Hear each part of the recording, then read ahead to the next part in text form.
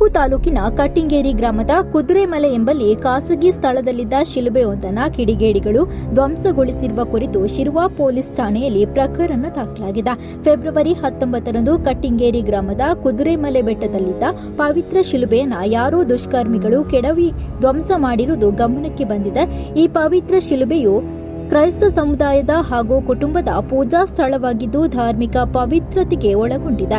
ಇದರಿಂದ ಕೃತ್ಯದಿಂದ ತಮಗೆ ಆಘಾತವಾಗಿದ್ದು ಕ್ರೈಸ್ತ ಧರ್ಮಕ್ಕೆ ಅಪಮಾನವಾಗಿದೆ ಹಾಗೂ ತಮ್ಮ ಸಮುದಾಯದ ಧಾರ್ಮಿಕ ಭಾವನೆಗಳಿಗೆ ಧಕ್ಕೆಯಾಗಿದೆ. ಈ ವಿಷಯವನ್ನು ಗಂಭೀರವಾಗಿ ಪರಿಗಣಿಸಿ ತನಿಖೆ ನಡೆಸಿ ಸೂಕ್ತ ಕಾನೂನು ಕ್ರಮ ಜರುಗಿಸುವಂತೆ ಕಟ್ಟಿಂಗೇರಿ ನಿವಾಸಿ ಫ್ಲಾಲಿವನ್ ಎಂಬುವರು ಶಿರ್ವ ಪೊಲೀಸ್ ಠಾಣೆಯಲ್ಲಿ ದೂರನ್ನು ನೀಡಿದ್ದಾರೆ. ಈ ಬಗ್ಗೆ ಪ್ರಕರಣವನ್ನು ದಾಖಲಿಸಿಕೊಂಡಿರುವ ಶಿರ್ವ ಪೊಲೀಸರು ಸ್ಥಳಕ್ಕೆ ಭೇಟಿ ನೀಡಿ ತನಿಖೆಯನ್ನು ಕೈಗೊಂಡಿದ್ದಾರೆ.